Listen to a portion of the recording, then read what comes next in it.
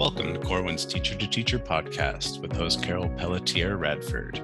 Carol is an experienced classroom teacher, university educator, founder of mentoringandaction.com, and author of 4 best-selling professional books for teachers. She believes the best form of professional learning happens when teachers engage in authentic conversations and share their wisdom. In every episode, Carol and her guests share stories about pivotal moments in their careers, successful classroom strategies, and personal actions they take to minimize stress and stay healthy. The Teacher to Teacher podcast is a place to engage in authentic conversation and reflection with experienced educators. We hope these conversations will energize you, keep you inspired, and remind you why you chose to become a teacher. Hello, welcome to the Teacher to Teacher podcast, sharing our wisdom with our host, Carol Radford. I am Tori Bachman, a Corwin editor and a co-organizer of this podcast, which we've created for teachers at all levels who are searching for practical wisdom that they can use in their classrooms. We believe we're all constantly learning, and we're learning together. To share their wisdom with us today, we have 2 fantastic teacher guests, Meghan Raftery and Dave Stuart Jr. I want to introduce them to you now. Meghan Raftery is a freelance educator from Virginia Beach. Meghan is the host of an educator design collaborative called Adjacent, which is committed to creating sustainable education systems through care and advocacy for educators and caregivers. You can learn more about her and her work at www.adjacent.org. We'll drop that in the show notes as well. And Meghan is also one of the educators who is featured in Carol's recent book titled When I Started Teaching, I Wish I Had Known, Weekly Wisdom for Beginning Teachers. Hey, Meghan, thank you for talking with us today. Great to be here. Thank you. I also want to introduce you to Dave Stuart Jr. Dave is a high school ELA teacher and a world history teacher in a small town in West Michigan. He has been writing for teachers in books and on his website, davestuartjr.com, since 2012. Dave has authored 2 books so far with Corwin and co-authored a 3rd. His 2 current bestsellers are These 6 Things and The Will to Learn, Cultivating Student Motivation Without Losing Your Own. Hi, Dave. Thank you for being here. Hello, Tori and crew. I'm excited to be here. Yes, we have all been looking forward to this conversation, and we're really appreciative of the time you're taking to talk with us so that we can all learn with you and from you. So I will turn this over to Carol now.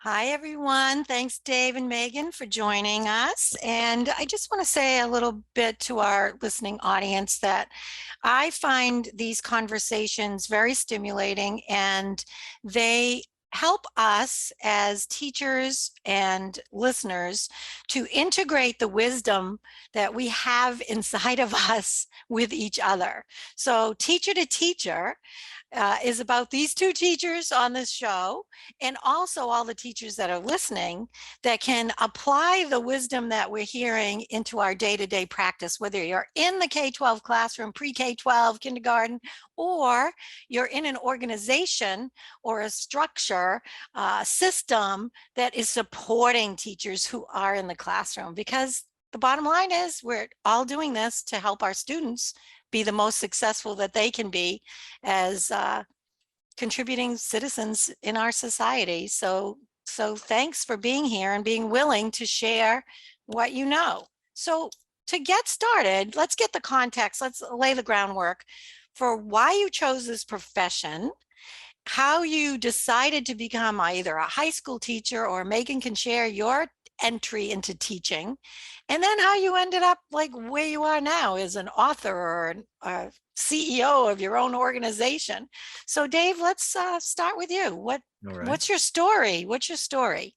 What's my story? Well, Carol, I was one of those people that thought they were going to be a doctor and really just thought that because it sounded cool. You know, I didn't have any actual good reason.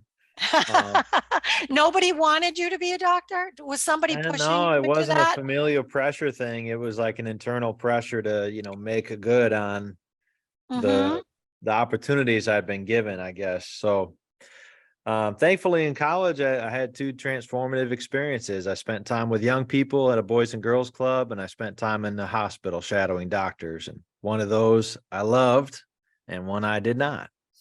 And that's how it happens from That's how life it happened. experience. That's a life experience. And why did you choose high school English of all the majors? You have to pick a Yeah. level when you become a teacher. Some people are like, I'm never going to teach high school. I'm not going to teach first grade, kindergarten. We make this decision in college and choose a level. So how Yeah. did you choose that level? I know it is a little unfortunate, I think, that we have to pick because you end up with these weird teacher shortages, and sometimes folks discover middle of their career, like, I wish I could go back and teach fourth grade, but I'm not certified. And I kind of have to restart my life almost to get that certification. So I just knew that I was going to be an English major, even with the pre-med classes as my extracurriculars. I loved literature. I loved reading and writing. And so it was a no-brainer to me to be a teacher of that. Those were some of my most It was your impactful. love. Yeah, you loved Yeah, it. yeah. I just so I thought that would be a blast. In history, I had liked too in high school. So I kind of picked those. And where'd you student teach? Any memorable experiences from student teaching in that college experience or? Interestingly, the student teaching placement I had was in Ypsilanti, Michigan, in a high school that has since shut down. But I remember the first PD that I ever received, and I didn't even know it was called that. It was, some listeners may be familiar with Ron Clark, who's like I don't know. He was a teacher, motivational teacher. I had Totally. So I had a video of him from North yes, Carolina or something. yeah, Yes. he came. Yes. Well, and there was a made for TV movie about him with Matthew Yes. Perry in the lead role. Yes. Um, Exactly. Oh my gosh. but he just has this very over the top, you know, like this super exuberant, overflowing, fill and whole auditorium with energy, personality, and these very amazing, inspiring stories. And that really marked me. I came when I was an early teacher, my first year of teaching, like Ron Clark was kind of my North Star in terms of who I was seeking to emulate. I think he wrote a book too. Did he write a Yeah. book? Yeah. It's Yes. called The Essential 55. And it's, Yes. these 55 rules that he would teach his fifth grade students. And through these rules, teach them, about life and character and all these things. And I mean, I literally tried to use those in my first few months of teaching to horrendous effect. Yes, I have that book as well, and I watched him and he inspired me. And it's just that energy that you get that's in spirit, inspiration, like it's physical. It's like a physical reaction to these motivational speakers. But isn't it cool that it was a teacher doing this? Usually it's entertainers or comedians and sports people, whatever. So thanks for sharing that. And you are still teaching. How many years are you there? I'm in the middle of my career. Okay. The murky And middle where you don't the even know how many murky years you've middle. been teaching. I know. Is it Like, 18? Is it yeah, you're like, I don't 16? know. I don't know. I don't teach I don't plan to You're stop in anytime Michigan. soon. And it's been a while. But you're still inspired through your writing. So just say a little bit Yeah. about how you landed. You're in the teaching, but you found this other inspiration piece to be an Yeah. author, which I want our listeners to hear. Like, you could be teaching, you're in the murky middle. I love that. Oh And yeah. you might have something to share, and people in the classroom might think, well, I can't do that until I stop teaching. But you Right. didn't have to stop. So how did that happen? How'd No, you write I your mean, first book? our second child was due. We had just bought our first house. I needed a summer job, and I looked into selling insurance and mowing yards, but then I said, well, what would you really like to do? And I thought I'd love to be able to write books. I'd always dreamed of that as a kid, being a writer. So I just started to do some research, and it kind of all came back to, you need to have your own, platform. So start a blog. So I said, okay, I'm going to start a blog, and did a little more research. They said, well, you should pick a topic. and I picked a topic that I was very weak in, standards. I started, this was in 2012. I just started to write about the Common Core, and literally from a position of total ignorance. That was kind of my angle. I had the ignorance about the standards angle on lock. So I would read a section and I'd process it on my blog. I'd read a standard and I'd process what that could look like in my classroom. I literally did that all summer. And the great, amazing thing about writing is it generates all these new ideas and questions. And from each position of clarity your writing brings you to, there's these new places to explore. And so really since then I've been exploring ever since. And some books have come out of that, books that I really believe in, that because they are the fruit of me kind of trying to get clear on how to be very good at the essential parts of teaching and still have a life. Yes, I really appreciate your honesty and authentic perspective on how you came to choosing what you're writing about. And I haven't really heard anybody articulate it quite the way you just said it. And I think it's important for our listeners that I underscore this, because we are all learners as well. And we talk about strengths all the time in mindset and growth, but your growth really came by you identifying something that you didn't find as compelling as your interest in literature. And I just find that so insightful, because it fills in the gaps for where other people are struggling. And you were able to provide a platform where you weren't the expert in the content, but you were the expert in the delivery. So we could all read it. So, wow, bravo. I love that. That's a really creative, and you've been doing this for 10 years, and that's a sustainable perspective and beautiful journey into where you are today. So thank you so much. Yeah. So Meghan, let's see how react to that story first, and then let's have you share yours, because you have met Dave a little bit in his famous book tours. Or how do you know of Dave?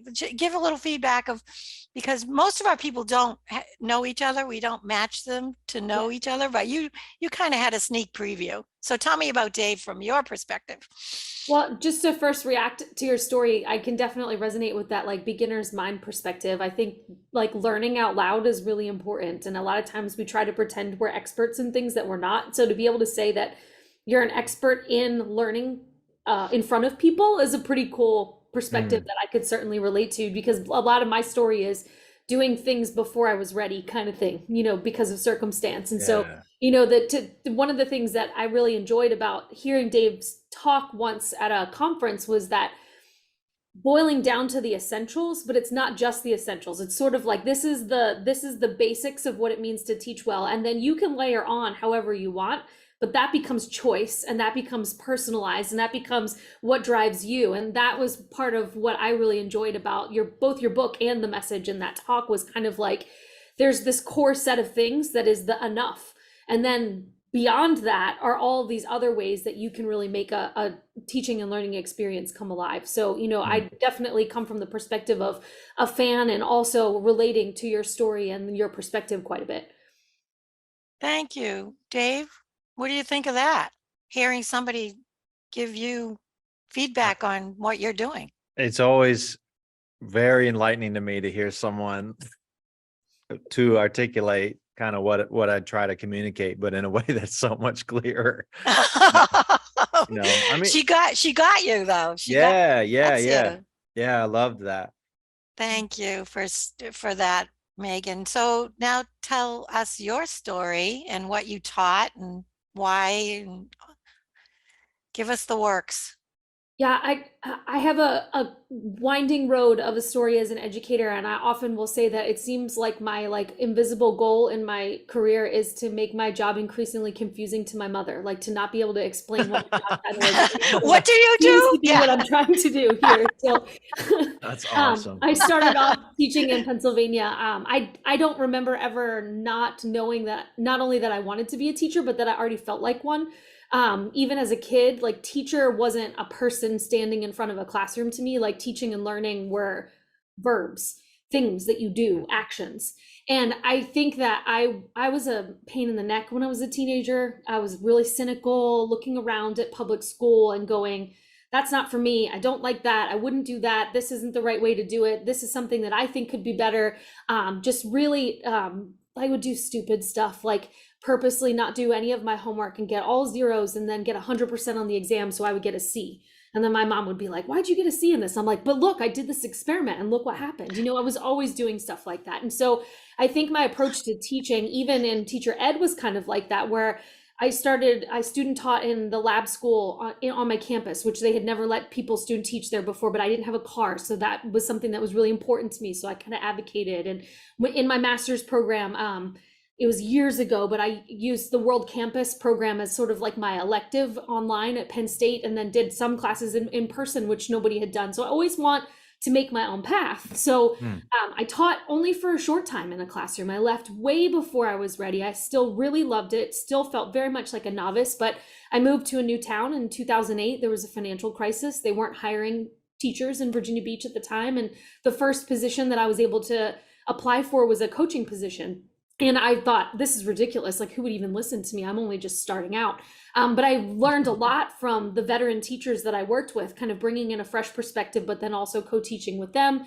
Got sort of rocket fueled into central office and ended up in a curriculum teaching and learning kind of department pathway. I was really passionate about instructional design. I spent 5 or 6 years as a curriculum coordinator for Virginia Beach. Is a large school system. We have 86 schools. And so it was, you know, a large department that I had lots of opportunities, is how I might say it, opportunities. There were some things that weren't so great on the bureaucracy side, but I learned a lot in that time. And I also learned that when your title says something, that's not always what you do. I think teachers could probably relate to that we teach a lot less than people might think. There's a lot more to the job than that. And when my title said curriculum, I probably wrote the least amount of curriculum that I ever did in my whole career. So I really missed that and ended up finding another lane within my school system in the Department of Media and Communications as a partnerships coordinator. And that's when I started doing some curriculum design on the side and sort of realizing that I could do more and have a little more freedom and flexibility when it wasn't my job title, when I wasn't responsible as much for all the parts. There was really just this design part that was a little more pure. So that kind of gave me the confidence to leave the public school system and work for a private company where I was able to kind of go all around the country and tour and do some really interesting things in professional development, but really focused in my zone of genius, which was mostly project-based learning and connecting school to the real world. That's kind of the thread that goes all the way through. But then also starting to see the job of teaching a little bit differently as this increasingly unsustainable type of a role. And I got really into advocacy for educators at that time. But as I was seeing that, my experiences weren't regional, they were universal in a lot of ways. And it just really bothered me as sort of this default activist kind of mode to see the same problems all over the country and thinking, well, we all think these are our own. Why are we doing this over and over and over again? And where is the voice here? Who could be speaking louder about what could be different? And that really is what I've been focused on for the last 2 or 3 years, is that transformation, advocacy for change. What is teaching and learning really outside of our traditional systems, and how can we optimize that for the modern time, but using the wisdom of educators to actually help amplify and make those decisions, with also the wisdom of anybody who works with and cares about kids. It's not just about people whose name is teacher or principal or something like that. My kid's Taekwondo instructor is probably the best teacher I know in the world, and he would never say that that's what he is, but he really, really is very gifted at teaching and learning. So kind of a windy road, long answer, but I made up the term freelance educator because there wasn't a term for me. And I just do a little bit of everything and based on what I enjoy and what matters most to me in the moment. So Thanks, Megan. So what I love about your energy and the way in which you just shared your story is you have that passion to put the word teacher in the spotlight, and that your willingness to move to that next level or to the big picture could sound philosophical to the listeners, but what I know from collaborating with you a bit is you're very practical, and any conversations that we have had about these big ideas really come back down to design and actually what's the next step and what can we actually do, which is a lot like a lesson plan. So it sounds like you learn your foundational piece of being in the classroom has supported you in your design of this company organization that brings real teachers that are in the classroom or that dedicated their whole lives to teaching. So I respect you for that and your way in which you are approaching and staying with it, staying with the support, because just because a teacher leaves the classroom or is another kind of teacher, taekwondo, whatever, we are all teachers trying to have our youth be successful and happy and finding their own strengths. And to do that, we have to find our own strengths and our own ways in which we can contribute. So I see that we do that when we reflect on what happens in our classrooms or in our organizations and we move forward. So Dave, I'm going to ask you if you can share a story from your experience in the classroom, because it is different being in the classroom or doing a separate organization, because I've done both. But I think the power is in that interaction with our students or ourselves. So what happened in your beginning years that formulated you into learning something that's kept you in teaching for the murky middle? What happened? Tell me a story. I like stories. Picture this young punk thinking he's going to be Ron Clark 2.0. So basically working, in that movie, in that made for TV movie, there's this point where he works himself sick and then keeps working while at home on bed rest type illness. And that was kind of my archetype. And the story that I think about here is I'm sitting in the hallway during my prep, talking to my mentor, Cindy, and kind of explaining to her, really complaining to her that, it's not possible to do all these things. How am I supposed to do all this? And she looks at me with great patience and courtesy and kind of gently says, yeah, you're going to have to prioritize, that list of things. And at first I was a bit offended. Come on, everyone knows you got to prioritize. How do you think I got through college? But I think really my offense came from the fact that she had gone right into the core of my problem, which was that I was not prioritizing. I knew in theory that you're supposed to prioritize. I think throughout my career, very rarely has the problem been that I haven't had an idea of how to move forward. The problem has been that I was forgetting something essential. And in this case, Cindy pointed out, I was forgetting that, yeah, you're a human being bound by things like time and energy, which are finite. You can't do it all. So you're going to have to pick. And that really did shape my career. I think all my writing has really been about, okay, if we have to pick, what do we pick? What is essential? What is the work that matters most? That's the subtitle to these 6 things. Because I've really been on the quest ever since to figure that out. Wow. I think your mentor really served you well in listening to you. And I think the Ron Clark situation is something worth us talking about too, because we have this feeling as teachers, if we're not looking sick and tired and bags of papers or something, we're not working hard enough. I can remember someone going by my classroom. I taught 5th grade for more than 20 years, and going by the classroom, and all the kids were engaged and they were all doing stuff. And this adult that was in the building supporting some teachers came by and said, "What are you doing? You're not doing anything." And I'm like, "No, that's what I just did. I got all those kids to talk to each other and do all this stuff." But there's this perception, if the teacher isn't dog dead tired, carrying a bunch of things, staying till midnight, burning the candle at both ends. I don't know where that came from, but there's a hesitancy in teachers to prioritize. It just got mixed in. So she really helped you to have you see that you could still be an excellent, in fact, that is the excellent teacher, the teacher that can prioritize, but it got mixed up somehow. And I'm not sure. I think this podcast is going to help us, because these are you're real teachers who have been in the classroom.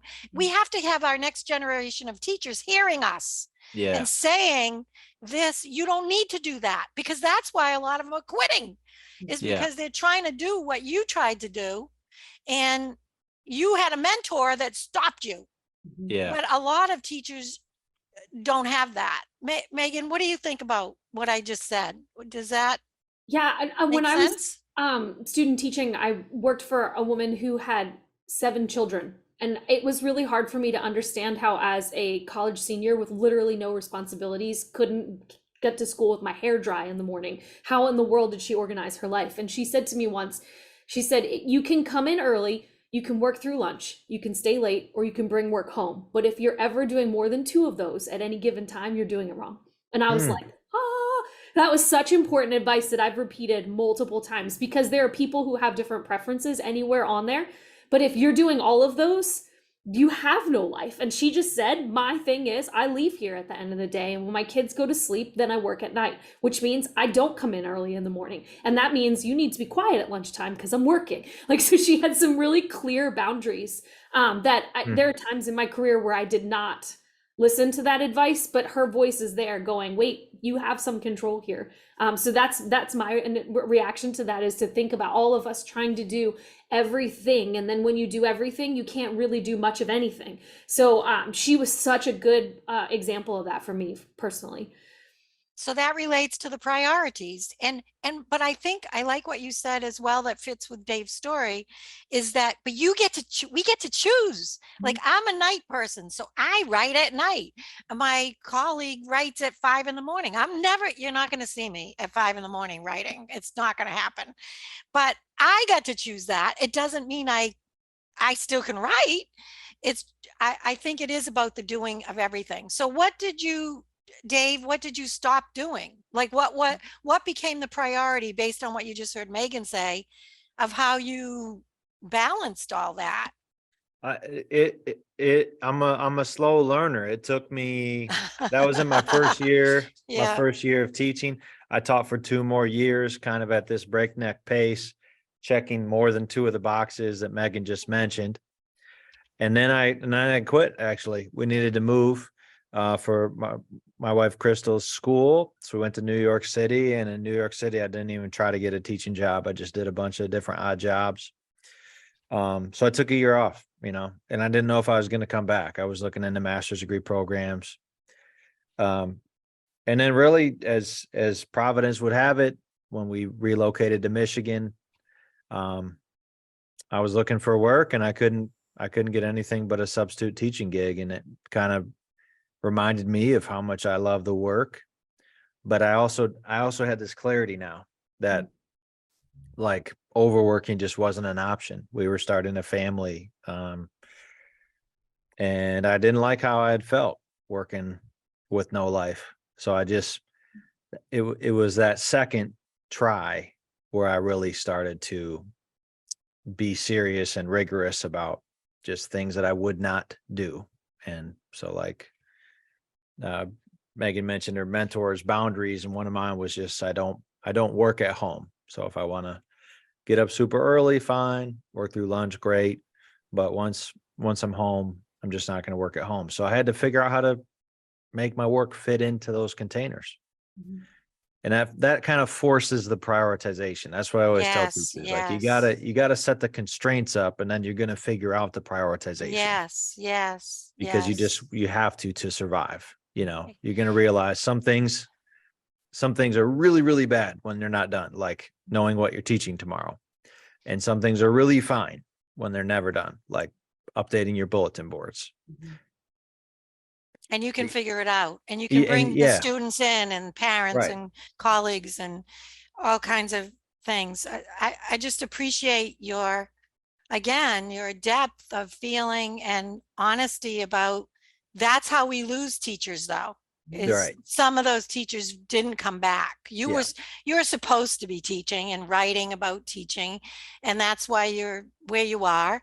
And Megan is supposed to be leading in these bigger ways, but supporting teachers like you with the big ideas. And we're supposed to be doing this podcast to let the wisdom of this honest conversation. It's not like the magic bullet, it's different people's stories. And the stories, when we share them, let someone who's listening go, wow, that was me, or I'm not teaching and what I think I'm going to go back with boundaries, because it's usually not the content knowledge or the teaching skills that make people leave. It's what we're talking about right now. It's this human piece. So thanks for that story. And let's hear it. So Megan, you have a story. You were in the classroom for a few years. What happened to you that not pushed you out, but what happened that defined you as an educator supporter?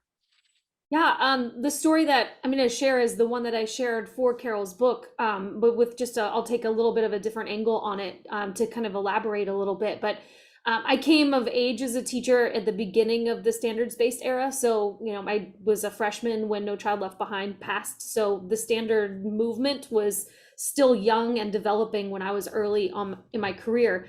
And I was blessed to be working in a really veteran staff who was taking it very seriously. Like, what does this mean for us as experienced teachers to kind of take this new focus on accountability and all these other things?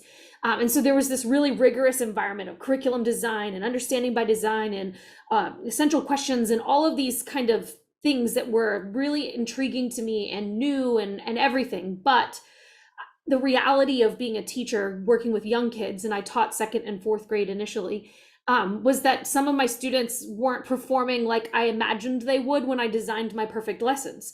So I would do everything right, exactly according to the book, and this is the standard, and then there's this creative way that I'm going to do it. And, you know, I had certain students that would really respond to it, so I had proof that it worked, but then some kids wouldn't. And my initial reaction was like, what's wrong with that kid that they're not getting this awesome lesson? Because look at all this stuff I'm doing. It was very much about me and my knowledge and what I was bringing to the table. And I had one student in particular that just, I remember that we rarely made eye contact. Like there was just something blocking our relationship, something between us. And I kept trying to like science my way out of it. I'm going to find this book she likes. I'm going to do this thing. And ultimately I said to my principal, I just can't figure out, I can't make a connection with the student. And she just stopped and she turned her whole body towards me and she's like, well, you better figure it out. And that was pretty much just the interaction was like, all that stuff doesn't matter. In the end, you got to be able to connect with the student. And so I made her my project. I really started to think, how can I connect with this girl? And ultimately, it was really easy. Once I got out of my head and I just said, who is she as a human being? It doesn't matter that she's 7, 8, 9 years old. What does she care about? Like talking to her about her life and her family and her interests and what she was watching on TV and what she did at recess and all these other things. And it was one of those things that felt really important to me, but then also became sort of a rallying point for the rest of my career, was this like human connection with a child is as important as human connection with anybody. Like having this idea that they're a whole person and that that's the most important first step, is acknowledging that. And then you can science your way around that if you want to. But no, that connection led to progress academically for her, but probably much more important for both of us. Social emotional learning escalated as we developed our relationship together. And that was something that I get the impression, I always think that my first principal, sometimes you get lucky that you have somebody really good, like that she orchestrated that whole thing and she was sitting back like, yeah, see, I did this. So I give her a lot of credit in that scenario, but I also think she did, to a certain extent, know exactly what she was doing, like to kind of push me beyond the intellectual part of teaching and really get back to the connection. And that's something that I've kept with me. Like anytime I haven't taught since, I think my last year in the classroom was 2009. But if somebody asked me this morning at the dentist, what do you do? I'm a teacher. It's the first thing that comes out of my mouth, because that's never left me. That's what I do. And then they say, what do you teach? And then I'm like, oh, that's like a whole complicated thing to answer. What would your mother say? Yeah, exactly. So that bit of just feeling that teaching is like who I am as a human, and that the point of that isn't about me as a teacher. It's about the person in the receiving end and what that relationship looks like. That is transferable really to any role in education. Yes, yes. And interesting that you both had these mentors, the principal and the mentor, who encouraged you in certain ways to be the best version of your teacher self from the outside, but not telling you how to do it. And it's also interesting that your stories relate to standards, which is the blog standard, and that the outside public policy, and the initiatives from outside of us dominate and sometimes take over that personal piece that brought everybody into teaching. So we have they to invade our narratives. Right, that's for sure. right. I like that. So what did you think of that story then, Dave? What Meghan just shared about what happened about not connecting with a kid and have a person say, figure it out. It's on you. I love what her principal said. That's real talk.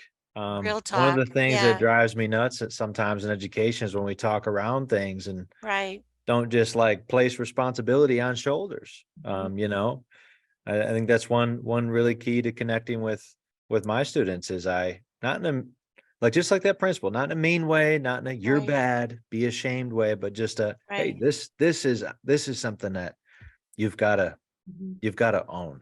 And implied there in figure it out is, I believe you can figure it out. Yes. Which I think is an incredibly respectful message. Yes. Totally. It's tell you how to do that. That enlarges you, that principle sort of gave you a mantle.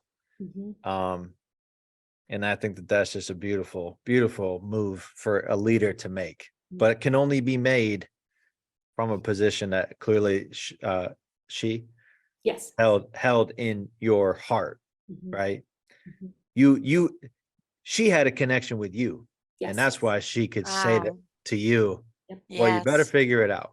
Yes, because that was a relationship of safety. And what a cool story. It's very cool. Thank you both for that. So let's just talk a bit about how the standards showed up in both of your stories, and how that needs to be addressed in our teaching.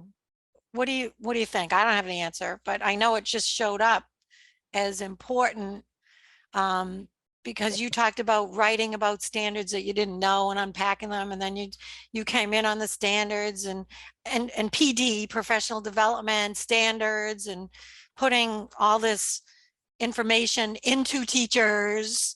How does that relate to your work in your organization or classroom? I would love to hear what Meghan. You're gonna make her go first. I mean, one of the things that I want to be like clear about is that I'm not inherently against standards. I think it's really important that we have them. I just got really curious really early in my career about who was making these things. Like, who decided? Where did these come from, and why are these the ones? And then why were there 16 in 2005, and then 25 in 2006, and then 48 in 2007, and then 192 by the time we got to 2010. Like, I kept wondering. Everybody would say they made this. They said we had to. I'm like, I'm sitting here in my little tiny rural school in the middle of nowhere, Pennsylvania, and somebody handed me like this printed document this thick. Who is they, and what are they thinking? So I love it. My trajectory was like trying to get closer to the decision-making part of where did these standards come from, instead of just sort of saying, this is it and I'm going to make it work, which I tried to do really early in my career, was like, somebody must be smart enough to have figured this out and have done this. When I got a little more confident a little bit later, I was like, wait, I kind of feel like I have some expertise in this area. I have opinions about this. Where do I go put them? And so like that really drove me moving forward to the point where I sat on standard setting committees, and I got to actually make some local standards for some projects over time. And it gave me a lot of respect for the work and what has to go into it, but also helped me to understand how values are infused into standards and how they kind of become this sort of like cultural relic. And it was really important for me to think about, to what extent can teachers individually have some say in that bottom line? Because for a long time, they really did have like sort of the power to say, here's what's most important in my course and what kids are going to learn. And it's not that we should go all the way back to that, but I think there's some balance between expert teachers, experienced teachers being able to give some opinion and value, and then some other things that are kind of non-negotiable. But I got really curious about like, why these things?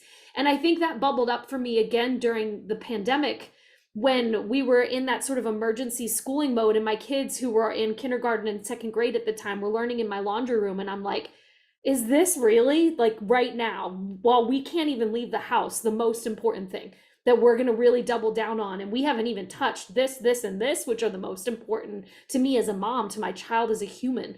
So I've been really like critically looking at that kind of stuff again. I think for a while I let it go. I'm back there again. In this I hear it. Like, I hear it, girl. Why this? Why not that? Who gets to say? You've been doing that forever. Yes. Since you were in school, Yeah. getting the 3 zeros and then the 100. And why is that? Why what's this? essential? What really matters here? Yeah. Right. But Dave, And that's your story too. What really matters? What's essential? What that was John Clark's. What's the essential? Yeah. You know, like, so how does this relate to your work and your writing and who you are as a teacher and why you're still teaching? Yeah, I mean, one thing that I like to always remind myself of is that this whole endeavor of trying to provide an equitable public education to all citizens in a country the size of the United States, which is where we're all based on this podcast, is a super new thing in world history. So basically, we don't have a huge clue about how to do this.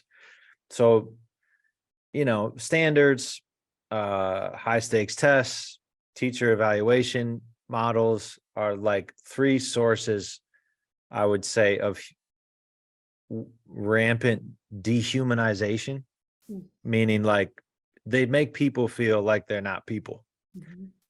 Teachers and students and administrators, like they have these huge dehumanizing side effects that I think are really important for all of us to be aware of, because I don't know a way to stay engaged in my work without being able to name like, yeah, I really feel not good when I'm reduced to this eval number at the end of the year. Like, I don't care what the number is. It's just not a good feeling to clash my why for teaching, this deep sense of purpose that I have, that my work exists, my classroom exists, my school exists to promote the long-term flourishing of young people by teaching them to master things. Like, that's what school is for.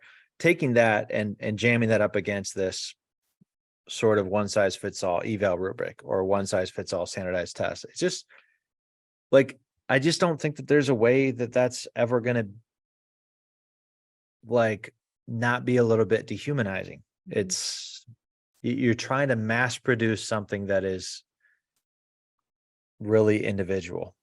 So that leads us to what we're talking about today, is the sharing of the wisdom, because the big container is this bureaucratic system. Well, there's systems. I mean, systems, and that's human. the reality of that's the reality, right? Exactly. You're not going to get around that. You have to, you have to accept the that system. you work inside of a large system. Yes, but I think what we're all saying is, how do we do that? And that's the teacher to teacher thing, is the people who are doing it, let's share how we do it, because we did come in because we loved it. But I I do like to point out, I don't want to be a Pollyanna. I mean, it's challenging. Yeah. And Yeah. that's why we're doing it. That's why we're Right. sharing these ideas. So what Yeah. the listeners like to get in these podcasts is, okay, great philosophical conversation, and we can relate to it. And I think it's important for us to do this from time to time, because I don't want it to just be the basic teaching essentials, but we do want that too. So we Yeah. want it all, right? So let's just share a couple of things that work for experienced Sure. teachers, so that the beginners don't have to just reinvent the wheel every year. And so what do you got, Megan? What worked when you were there, or you've observed, because you work with tons of teachers, that you think is worth our listeners' time?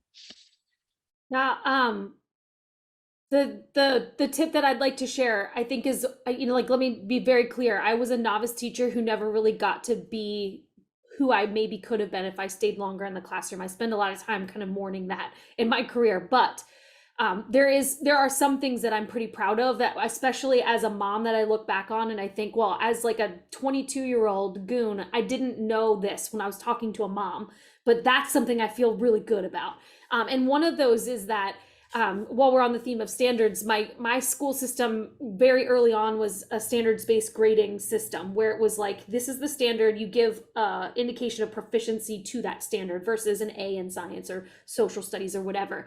And it felt very cold to me as a teacher. I felt like it didn't always tell the whole picture, like what the student could do or what progress they were making. So I had one of those old teacher grade books that's just the planning books that's just the grid, like with the boxes down one side and the boxes across the top. And I would write my subject area plans, and then or just the titles of them, and then use that blank space for anecdotal notes for my students. So the students were all a number, and then I had a green, a red, and a yellow marker.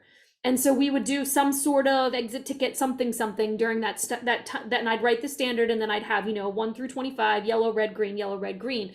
And if it was green, most of the time that didn't mean anything. I'd look at the yellows and the reds and see what was there. But I tried to, at the end of the day, take a look at those colors and then stick a couple Post-it notes on there, like something notable about this, that Carol really struggled today with multi-digit multiplication, but I noticed that when she used the manipulative, she felt more confident. Let's do that again tomorrow, because then that's a really great scaffold for her to be able to XYZ. And one of the things that I felt really empowered to do with those notes in that, plan book that got fatter and fatter, was in parent conferences. It was their favorite thing, was to hear those stories. They ultimately would see the report card, they'd see these numbers. They aren't always super parent facing report cards. Like, they don't say much, but I could be really clear. Yes, DP looks to you like a C or a D, and you're trained to think that's bad. But let me tell you about where we started and where we got to when it came to this particular thing. And so I think that data matters. Standards matter, having the information is really important, but when it comes to like the ultimate communication of learning, that goes to the learner and the people who love them. And if you have stories that you can tell that support the data, they don't even care about the data in the end. They're just glad that you saw their kid, you made this really, again, human connection, and that you see the work they're putting in and the strengths that they have, and there's more to it than just those numbers. So the numbers give you a starting point. I really love a good graph. I love to be able to show how things grow and change over time, but kind of documenting, even simply, just little ways to say, here's something I can say about a student. And I would look back on that at the end of the week and go, who's not here? Who am I not paying attention to? Where is there no Post-its for somebody? And then make that a priority for the next week to make sure that I was connecting back with those students again. So the tip is just simple. It's connecting the story to the information and thinking about the end user, because the end user is that caregiver and the child, and they need to get something from this. And that's much more important than the newspaper printing your scores and your principal asking you why you had a certain number of kids that didn't get proficiency on this quarterly benchmark assessment. Thank you. Thank you, Megan. Dave, what do you got? Well, for classroom management, there's a set of skills called warmly authoritative teacher presence. And I think this is something that you can Google right after this podcast, look at the list of skills, and then whether you record yourself on video practice it in the mirror, stand in front of your empty classroom and practice it, do it with a colleague. But like, this is stuff they actually get up and practice doing. So things like what you're doing with your eyes, your mouth, your posture, tone of voice, cadence of speech. It's just it's a very powerful thing to habituate, that can kind of ameliorate a lot of common problems that teachers have, especially early in their careers with classroom management. It doesn't replace things like, routine and classroom policies and things like that, but it just is a wonderful lubricant for the machinery of a classroom with all these people. Warmly authoritative teacher presence. Thank you. What did you change after learning that system? Like, what did you practice, or what did you notice about yourself for this I mean, teacher you presence? Was it feel, you yeah, could you feel feel? much better when Okay. you're using your body in a way that's confident. Yes. When you're Yes. physically positioning yourself with your feet, shoulder width apart, your back straight. The When you're, learning. when you're looking at all of your students, when you're trying to smile with your eyes is a part of that. Yeah, you just feel better. And I think it's just easier to connect with students and create the type of environment that I think we all want, which is enjoyable and productive. Thank you. Thank you, Dave. So as we wind down, I'd like to just close with just a few more questions. Let's go over to Meghan. Can you just share a little bit about your organization and how you help teachers? Yeah. Adjacent is called Adjacent with an E, but it's named for a philosophy called the Adjacent Possible with an A, which basically talks about how innovation often happens on the edges of existing systems. So the concept of adjacent is really just bringing educators together, and not just educators, but also anybody who works directly with kids, to say, how might we influence innovation and change outside of systems, but right next to them, so that those systems can actually change. So that's like a philosophical part of it, but the main underpinning is we basically talk a lot about how the caregivers of children, the people that kids trust the most, the adults in their life, are what we call the first responders to the future. They're the people who will be most influential on what the world looks like 5, 10, 20 years from now, because they're the influencers of the young people.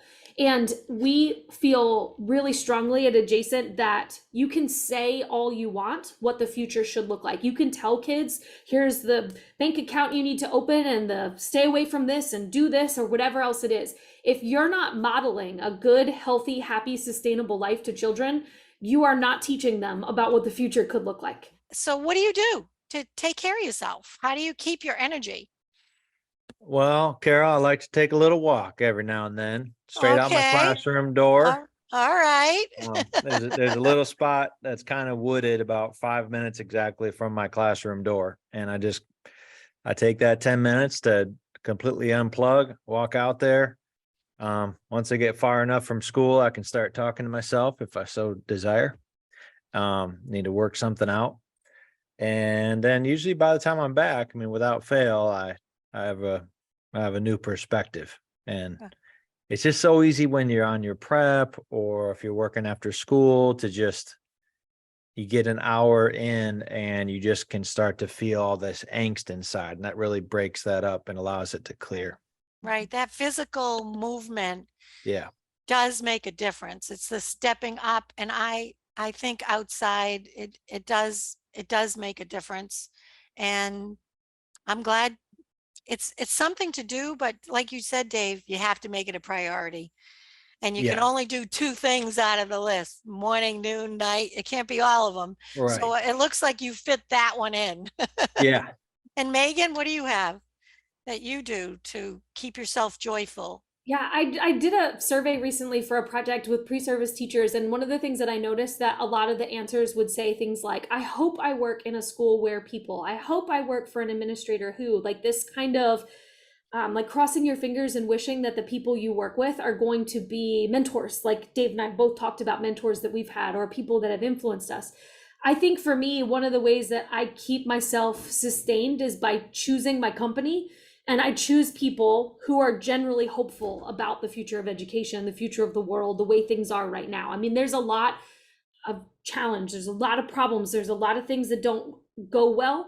But if you constantly talk about those things instead of this idea of hope, you get really weighted very quickly. And for me, I've always tried to find people who bring me hope, who are hopeful themselves, and then stay connected to them, which takes some work. Well, I choose all of you because I feel like this was a hopeful conversation, and I choose Corwin, my publisher, because this is a publisher that has integrity and values for teacher voices and putting out podcasts like this, because this is what we need right now. Now, Dave, we got a little cut on you. I want to just hear a little bit about your writing in your book. I know you're not it's not a joyful process all the time when you have to put your butt in the seat and write for deadlines. But it's worth it. Yeah, it's worth it. So give us your pitch. What's so good about your books? What is it? What is it that will help our profession? Why are you doing this? Yeah, I mean, I do it because it's very helpful to me personally to get clear on what the essential work is. So my most recent book is called The Will to Learn, and it's about helping students to care about learning, not because they've been tricked into it or rewarded into it or consequenced into it, but because they believe that it's something that they would like to do. So it's called The Will to Learn. And what's the message? What's the message in that book? What's the will to learn mean to you? Well, it's a beliefs-based approach to cultivating student motivation. I synthesize all the research down into these 5 key beliefs, and you really can't find this approach anywhere else. Well, let's end with a shift in your perspective over time. You've both been actively participating, as I have as well. So I used to think, and now I think. So Megan, what did you used to think, and now what do you think?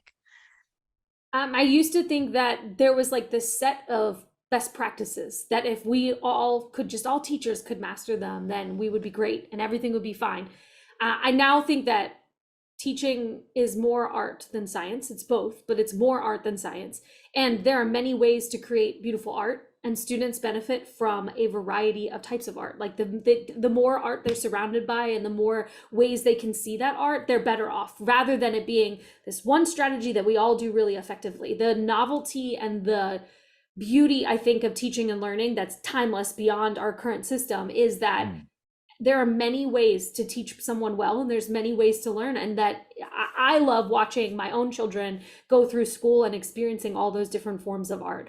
And that it makes me feel a lot less pressure to get it perfectly right, because I just don't think that exists. There's so many right ways to do it. And that's something that I've only learned in the second half of my career, probably.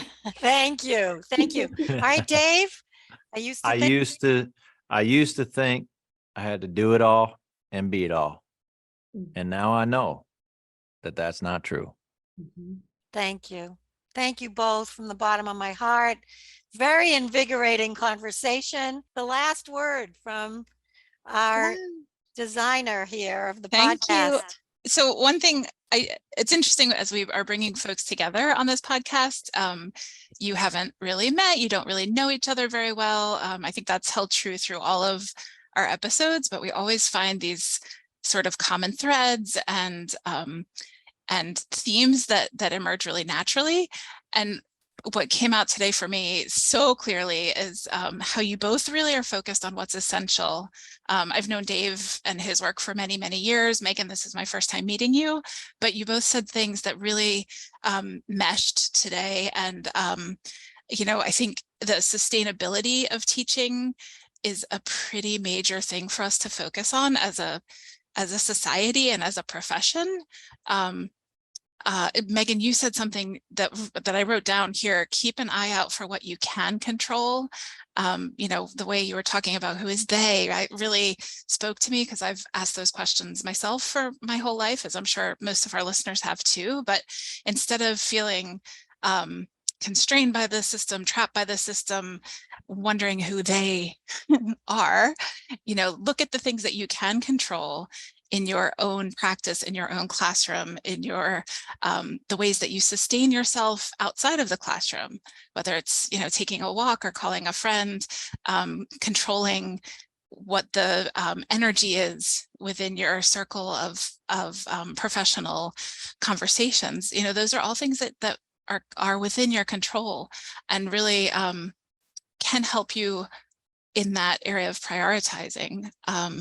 And I think that's such an important message, especially for beginning teachers, early career teachers. Talking about Ron Clark was actually very interesting to me too, because I have met so many teachers who have very similar stories, that those Ron Clarks of the world, or the like Stand and Deliver, the movies that we all watched, as we were coming up in like the 90s, of these like heroic teachers, actually are not great. That's not great messaging. It's not a way to build your career, or your even your aspirations for teaching. So I think we have to bring that out more too in real world conversations. Like, here's the reality. You can only do so much, and you have to, Dave, you said set the constraints first, which I think is a really important thing too. Set the constraints, and then you can prioritize what matters most, and again, what's essential. So thank you both. It was an awesome conversation. I really enjoyed listening and learning with you. Thank you, Carol, as always, just kind of pulling out the key points for us. This was really great. Thanks. Thank you both. Thank you from the bottom of my heart. And keep your wisdom, sharing it. Keep it out there. Thanks, everyone, for joining today's Teacher to Teacher conversation. We hope this time together energized you, inspired you, and reminded you why you chose to become a teacher. You can purchase any of Carol's books and any books mentioned in the podcast online at www.corwin.com. Please leave a review and share this podcast with your colleagues. Thank you for listening to the Corwin Teacher to Teacher podcast, a place to share teacher wisdom and engage in authentic conversations with experienced educators.